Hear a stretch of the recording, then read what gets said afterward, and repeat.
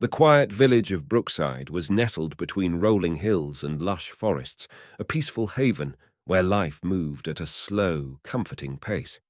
It was the kind of place where generations of families lived together, and the most exciting event was the annual village fair.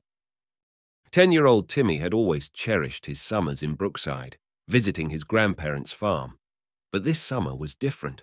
His grandpa, Old Ben, was acting strangely. He seemed preoccupied and kept glancing out the window, his gnarled hands gripping the armrest of his chair. Timmy couldn't help but notice the anxiety etched into his face. "Grandpa, what's wrong?" Timmy asked, concern lacing his voice. Old Ben turned to his grandson, his eyes filled with a mixture of determination and fear. "Timmy, I need your help with something very important. We have a mystery to solve." The young boy's eyes widened with intrigue. "A mystery? What is it, Grandpa?" Old Ben sighed and motioned for Timmy to sit down beside him. "It all started last night. I was out by the barn when I heard a sound. When I looked, I saw that our beloved horse, Daisy, was gone." "Daisy is missing," Timmy exclaimed, his voice filled with concern. Daisy had been his favorite since he could remember. Old Ben nodded. "I searched everywhere, but there's no sign of her. I'm afraid someone might have taken her." "Who would do such a thing, Grandpa?" Timmy asked, his eyes filled with a mixture of sadness and anger. "That's the mystery, Timmy. I don't know. I haven't told anyone yet. But I have a feeling that there's more to this than meets the eye. I need your help to find Daisy and figure out what's going on." Timmy's heart swelled with a sense of purpose. He was ready to embark on this adventure with his grandpa.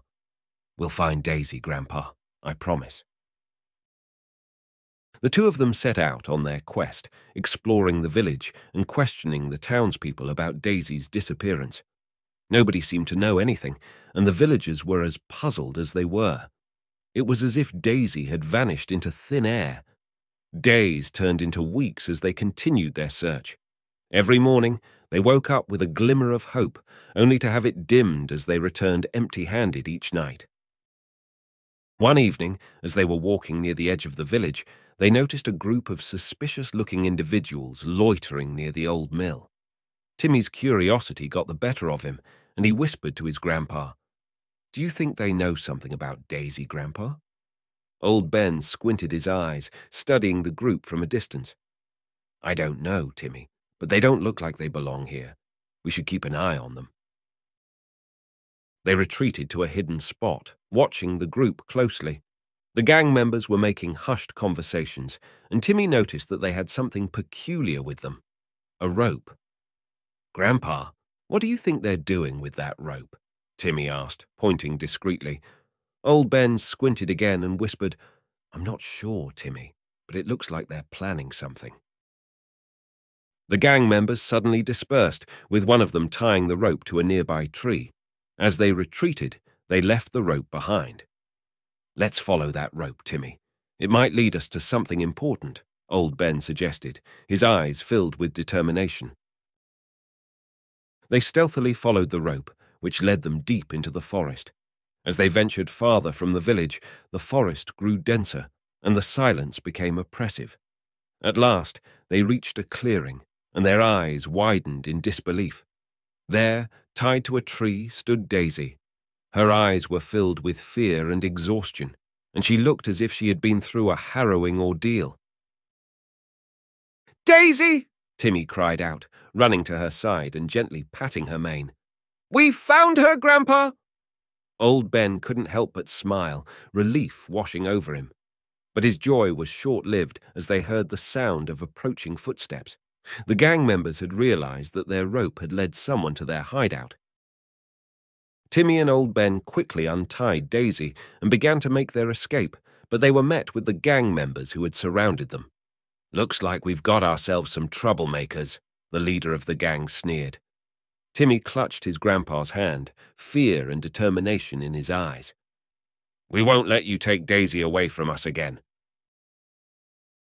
The gang members closed in, but Old Ben, with a glint of mischievous wisdom, reached into his pocket and pulled out a whistle. He blew it with all his might, and the forest was filled with an eerie, high-pitched sound. Suddenly, from the dense woods, a group of villagers emerged, armed with pitchforks and sticks. It seemed that Old Ben had quietly rallied the villagers who had been worried about Daisy's disappearance. The gang members were outnumbered, and they quickly surrendered. With the help of the villagers, they were captured and handed over to the authorities. The village would finally be rid of these troublemakers. Back at the farm, Timmy, Old Ben, and Daisy were reunited. The villagers celebrated their victory with a feast, and Timmy couldn't help but feel proud of his grandpa, who had turned the tables on the gang with his quick thinking. As the sun set over Brookside, the peaceful village returned to its quiet serenity. The mystery of Daisy's disappearance had been solved, and the bond between a boy and his grandpa had grown stronger. It was a summer Timmy would never forget, filled with adventure, courage, and the joy of overcoming a mysterious horse heist. And as for Daisy, she was back where she belonged, grazing in the tranquil fields of Brookside, basking in the warmth of the sun.